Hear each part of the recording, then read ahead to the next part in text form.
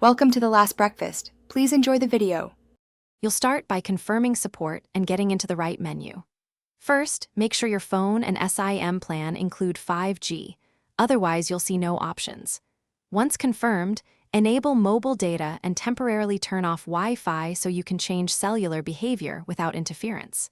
Now open Settings, go to Network and Internet or Connections, then tap Mobile Network. You're in the control area where Android exposes preferred network type and advanced options.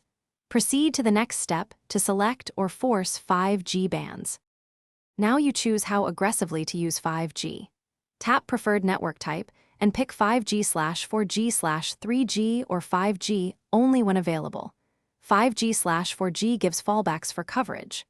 Once done, check Advanced Settings for network operators to manually select your carrier if automatic selection fails, and verify carrier-specific APN entries if data won't connect.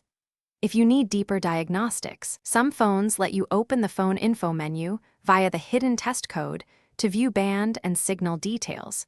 Be careful. Finish by rebooting your device to apply network changes, and then test speeds with mobile data only so results aren't skewed by Wi-Fi. If 5G doesn't appear, make sure the carrier has provisioned your line, reinsert or swap the SIM in case of provisioning errors, and confirm your software and carrier settings are up to date. If problems persist, reset network settings to clear misconfigurations. If that still fails, contact carrier support with your device model, current software, and cell ID information for help.